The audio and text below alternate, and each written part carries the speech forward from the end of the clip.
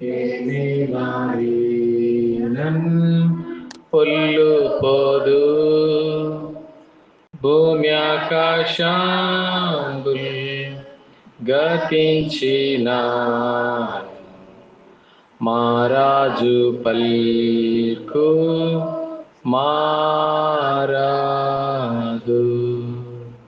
खुदा के वादे नहीं टलेंगे जो कुछ भी गिरे वे रहेंगे अगर तू जाए आसमान के तारे तो भी ये वादे रहेंगे.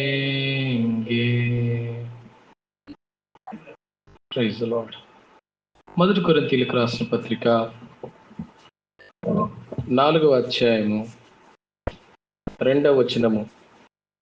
మొదటి కొరింథీయులకు రాసిన పత్రిక 4వ అధ్యాయము 2వ వచనం.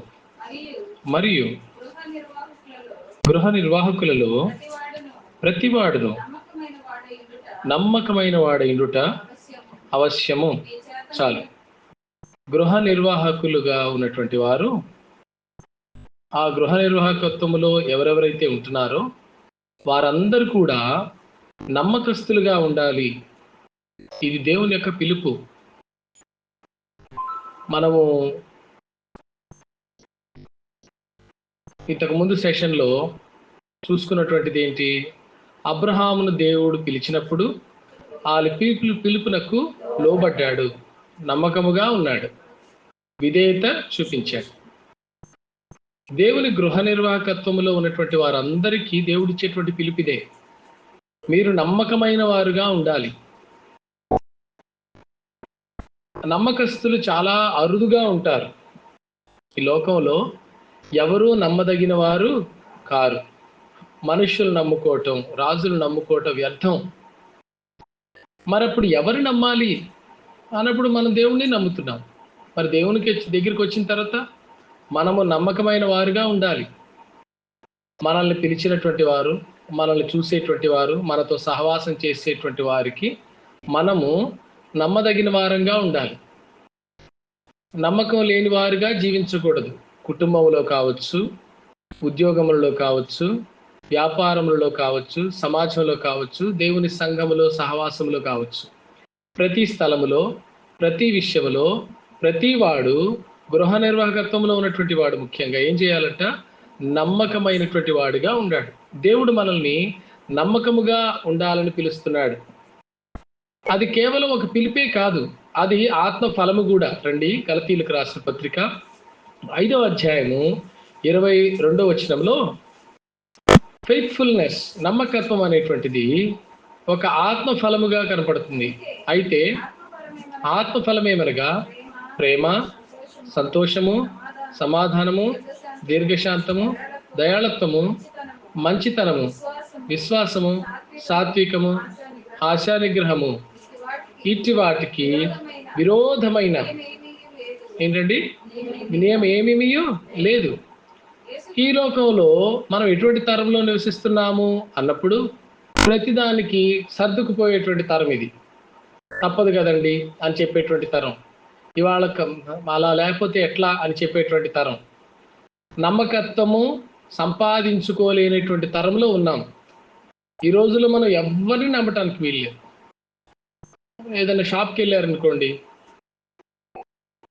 చినిగిన నోటు అక్కడ సేల్ చేయాలని మనం చూస్తూ ఉంటాం. అది మన నమ్మకత్వం. అంటే మనకెవడో మోసం చేశాడు కాబట్టి మనం కూడా దాన్ని ఎట్లా కూడా సేవ్ చేయాలని మనం చూస్తాం. కొట్టతను ఏం చేస్తాడంటే నోట్ తీసుకుని నాకు ఆ నోటే ఇవ్వలేదు అంటాడు. గల్లాపెట్టెలో చూడంటే గల్లాపెట్టెలో ఉన్నదంతా నీది ఎట్లా అవుతుంది, నువ్వు అసలు నోటే ఇవ్వలా నాకు అంటాడు.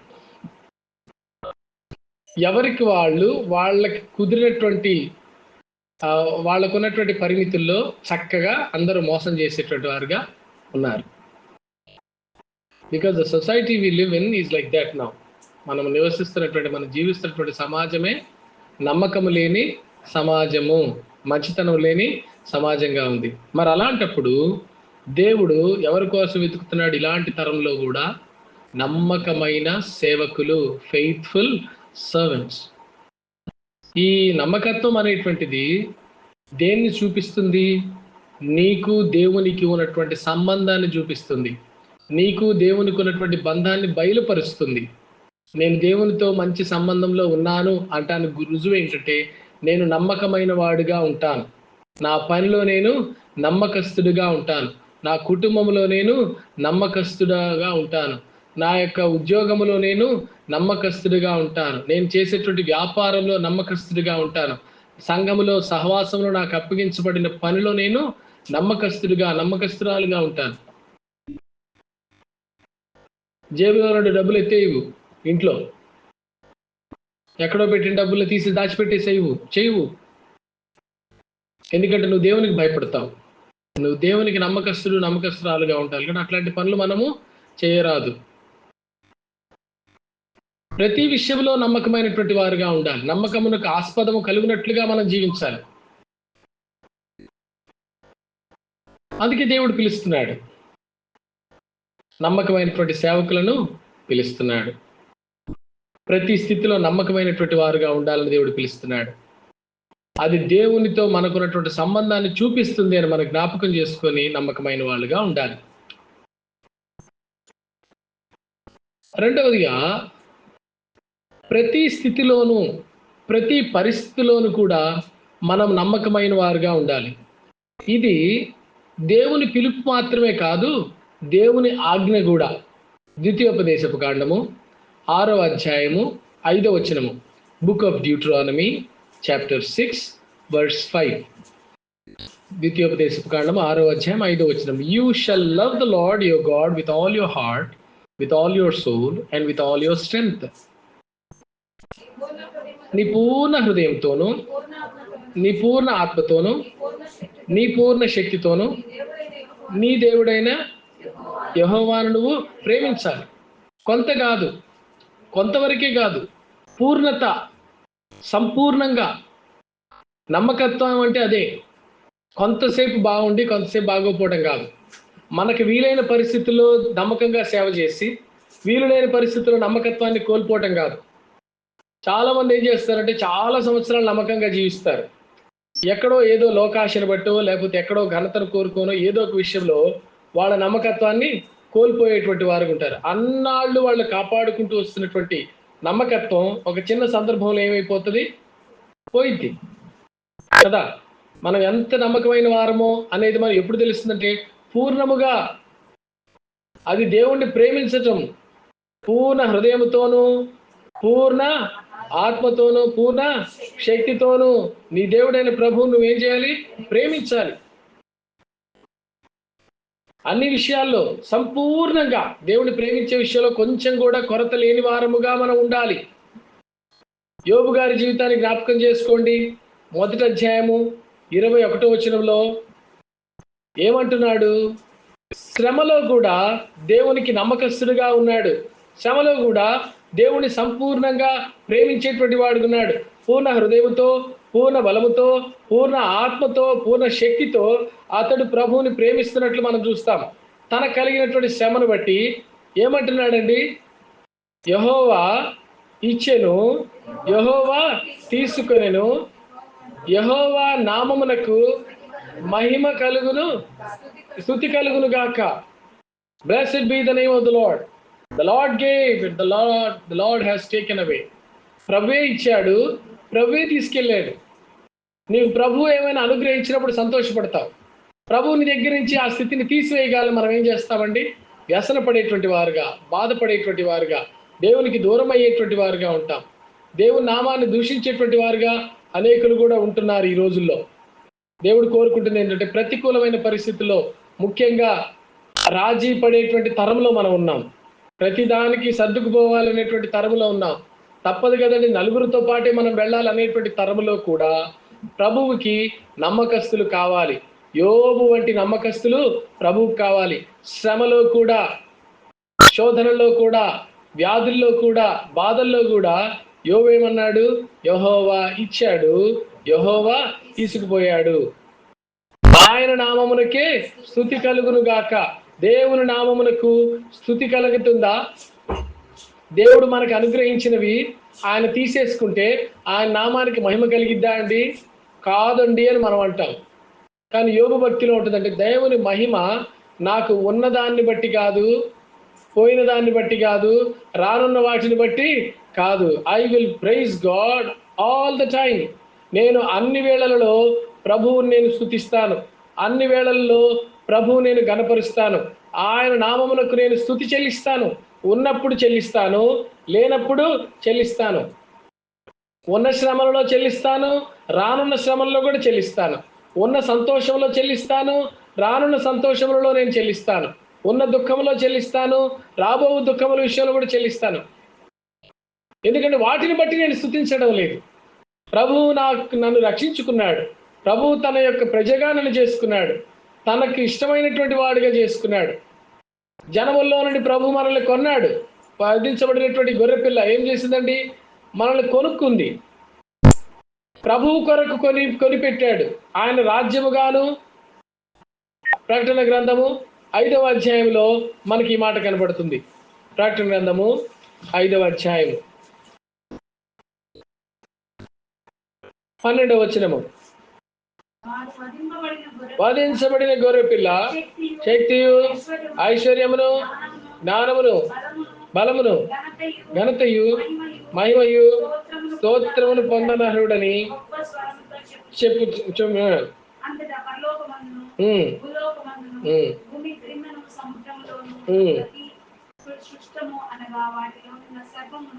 తొమ్మిదో వచనం చూద్దాము. And they sang a new song saying, you are worthy to take the scroll.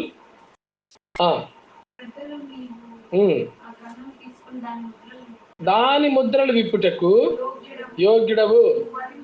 నీవు వధించబడిన వాడై నీ రక్తం ఇచ్చి ప్రతి వంశంలో, ఆయా భాషలు మాట్లాడే వారిలో, ప్రతి ప్రజలోను, ప్రతి జనములోను దేవుని కొరకు మనుష్యులను కొని మా దేవునికి వారిని ఒక రాజ్యముగాను యాజకులుగాను చేసిది. చూడండి, ఇది చేశాడు.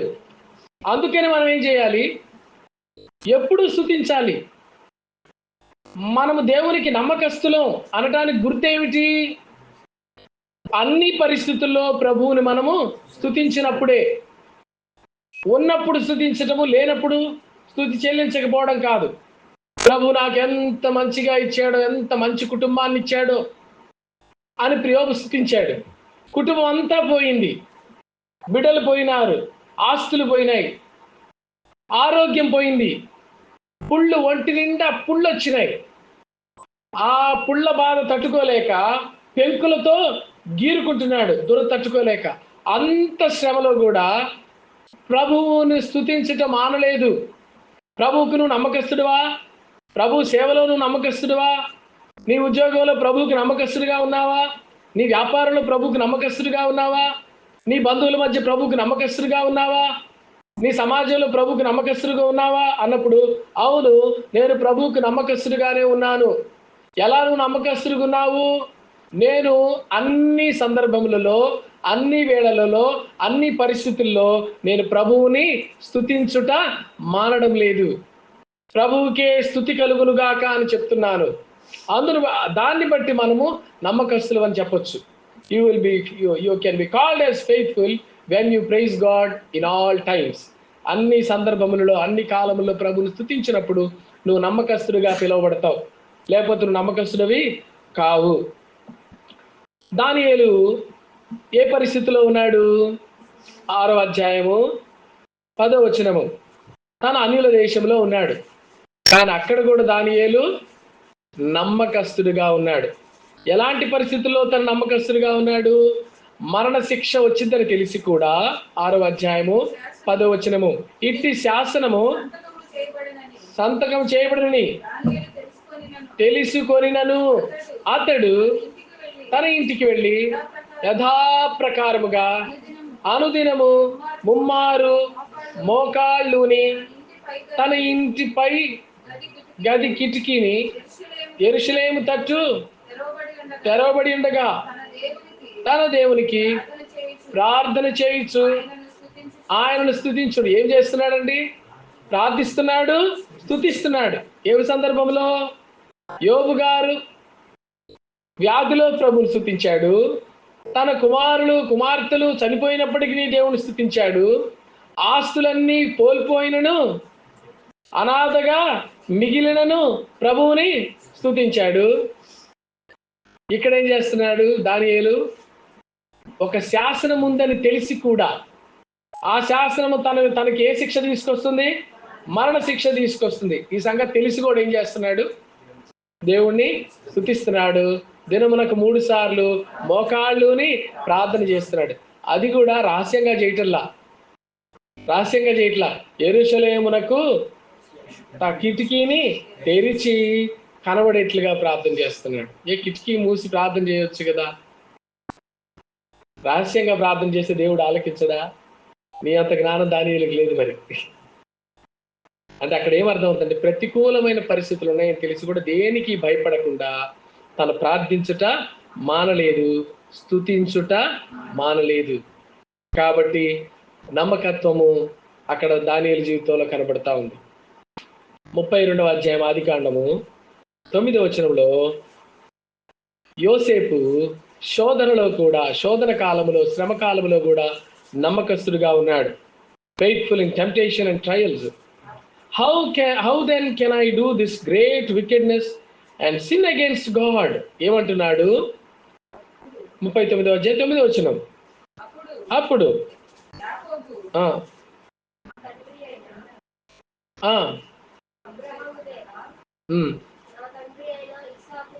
ఏ అధ్యాయం అండి? 39వ అధ్యాయము 9వ వచనం. 32 అన్నానా? క్షమించాలి. 39:9. 39వ అధ్యాయం 9వ వచనం. నీవు అతని భార్యవైనందున దేనిని నాకు అప్పగింపక ఉండలేదు. కాబట్టి నేను ఎట్లు ఇంత ఘోరమైన దుష్కార్యమును చేసి దేవునికి విరోధముగా పాపము కట్టుకుందునని తన యజమాని భార్యతో అనెను. ఏ సందర్భంలో? తన మీదకి శోధనలు వచ్చాయి. శరీరం అతన్ని ఏం చేస్తుందండి? శోధిస్తుంది. పాపం చేయడానికి అవకాశం ఉంది. తన యజమానుని భార్యే అతని మీద కన్ను వేసింది. యోసేపు రూపవతుడు, సుందరుడుగా ఉన్నాడు, జ్ఞానవంతుడిగా ఉన్నాడు, యవనస్తుడిగా ఉన్నాడు. ఆమె ఏం చేసింది? అతని మీద కన్నేసింది. అతనితో శయనించాలని చెప్తుంది. మనం వీటి విషయాలు రహస్యంగా చెప్పుకోవాల్సిన అవసరం లేదు. చుట్టూ జరుగుతున్న పరిస్థితులే ఆ దినమున జరుగుతున్నాయి, ఇవాళ కూడా జరుగుతున్నాయి. కానీ అట్టి పరిస్థితుల్లో కూడా యోసేపు ఏం చేస్తున్నాడండి? ఇట్టి ఘోరమైన దుష్కార్యమును నేను ఎట్లా చేస్తాను? నా ప్రభువు ఉన్నాడు కదా, కాబట్టి నేను చేయను. How then can I do this great wickedness and sin against God? దేవునికి విరోధముగా నేను ఎట్లా ఈ పాపము చేస్తా? Look at the attitude. ఎటువంటి విధానంలో యోసేపు ఉన్నాడో చూడండి. ఏ అవకాశం ఉన్నా కానీ తను ఏం చేస్తున్నాడు? నమ్మకంగా ఉన్నాడు. ప్రభువుకి నమ్మకస్తుడు. 10 మంది ఉన్నప్పుడు నమ్మకంగా ఉండటం కాదు, అన్ని బాగున్నప్పుడు నమ్మకంగా ఉండటం కాదు, చట్టములు ప్రభుత్వాలు అనుకూలంగా ఉన్నప్పుడు నమ్మకంగా ఉండటం కాదు, మంచి ఆరోగ్యము మంచి మేళ్లు కుటుంబాలకు వచ్చినప్పుడు ప్రభువుని స్తుతించడం కాదు, సింహముల బోనులు వంటివి వస్తున్నప్పటికీ, సింహముల వంటి శ్రమలు వస్తున్నప్పటికీ, చట్టములు వస్తున్నప్పటికీ, మరణ శిక్ష అమలులో ఉన్నప్పటికీ, పాపం చేయడానికి అవకాశం ఉన్నప్పటికీ, అన్ని సందర్భాల్లో కూడా వీళ్ళు ఎట్లున్నారు? దేవునికి నమ్మకస్తులుగా జీవించారు. విశ్వాసం అనేటువంటిది దేవుని పరీక్ష అండి. నమ్మకత్వం అనేటువంటిది దేవుని పరీక్ష. నువ్వెంత విశ్వాసిగా ఉన్నావో లేదో చూడటానికి దేవుడు ఏం చేస్తాడంటే నీ విశ్వాస్యతను, నీ నమ్మకత్వాన్ని దేవుడు ఏం చేస్తాడు? పరీక్షిస్తాడు. ఇచ్చినప్పుడు ప్రభువుని స్తుతిస్తున్నావు, తీసుకున్నప్పుడు ప్రభువుని స్తుతిస్తావా? అనుభవిస్తున్నప్పుడు ప్రభువుని స్తుతిస్తున్నావు, అనుభవించలేని కొరత వచ్చినప్పుడు ప్రభువుని నువ్వు స్తుతిస్తావా? హెచ్చులో ఉన్నప్పుడు ప్రభువుని స్తుతిస్తున్నావు, దీనత్వంలో ఉన్నప్పుడు ప్రభువుని నువ్వు స్తుతిస్తావా? ఆరోగ్యంలో ప్రభువుని స్తుతిస్తున్నావు, అనారోగ్యంలో కూడా ప్రభువుని స్తుతిస్తావా? స్వేచ్ఛ స్వాతంత్ర్యం ఉన్నప్పుడు ప్రభువుని స్తుతిస్తున్నావు, బంధకములు ఉన్నప్పుడు ప్రభువుని నువ్వు స్తుతించగలుగుతున్నావా? ప్రార్థన చేయగలుగుతున్నావా? దానియేలు వలె ప్రార్థించట మానలేదు, స్తుతించట ఆపలేదు.